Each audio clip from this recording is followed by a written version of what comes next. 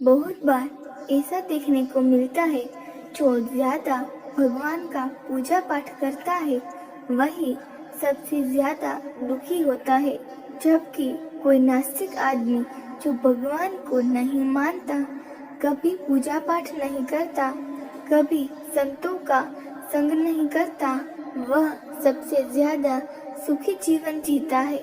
यह सब चीजें देखकर कभी कभी तो ऐसा लगता है कि भगवान ही गलत है, भगवान का न्याय ही गलत है। ऐसा हर किसी के साथ होता है। एक गुरु के दो चेले थे, दोनों ही पढ़े लिखे विद्वान थे। दोनों में फर्क सिर्फ इतना था, एक भगवान को मानने वाला था और दूसरा भगवान को न मानने वाला नास्तिक था। एक ऐसा था जहाँ पर भगवान की कथा होती थी, जहाँ सत्संग होता था, जहाँ भजन होता था, वहाँ दौड़ के चला जाता और भगवान के पूजा पाठ करने लगता। दूसरा शिष्य इन सब चीजों से काफी दूर था। वह शराब पान भी करता था, वेश्याओं के साथ गमन करता था। सारी बुरी आदतें दूसरे शिष्य में थी। एक दिन क्या हुआ, एक शिष्य शराब पीकर अनाप शनाप बोलते हुए रास्ते में पैदल चलते हुए अपने घर को जा रहा था। अचानक उसको रास्ते में पैसों से भरा एक बैग, उसके खुशी का ठिकाना नहीं। वह जोर जोर से चिल्लाते हुए सबको बताता, मुझे आज पैसों से भरी बैग की थैली मिल गई, मेरा जीवन सफल हो गया। इन पैसों से अपने जीवन की आवश्यकताओं की पूर्ति करूंगा। वहीं दूसरा मित्र मंदिर से भजन करते हुए अपने घर को जा रहा था। अचानक उसके पैर में एक बड़ी कील चुभ जाती है, रक्त निकलने लगता है।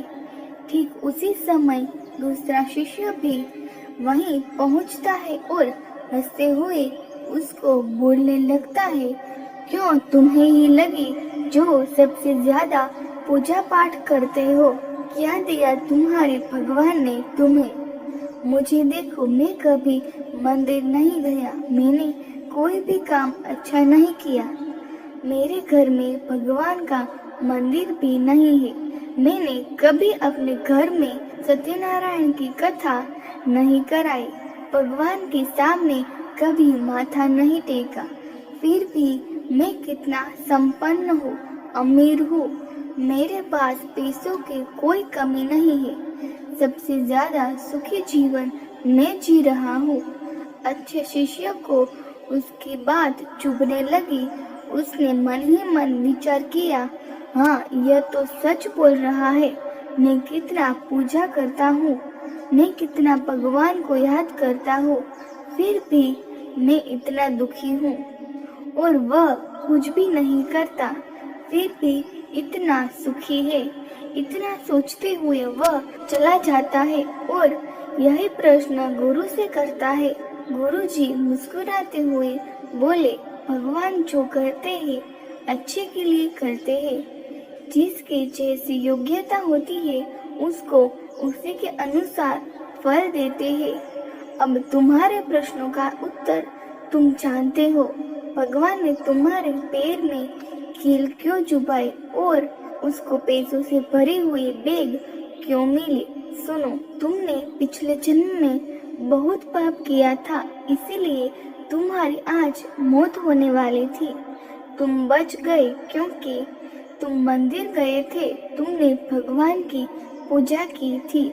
यही कारण है कि तुम्हारी मौत न होकर सिर्फ एक कील चुभी। अब तुम्हारे मित्र की बात करते हैं। पूर्व जन्म में वो एक संत महापुरुष था, इसीलिए उसकी आज किस्मत बदलने वाली थी।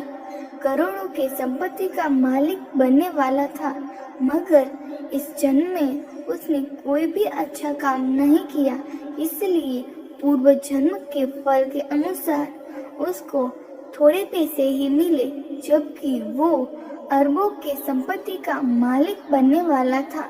भगवान को दोष देना छोड़ के हमें अपने वर्तमान के समय का सदुपयोग करना चाहिए और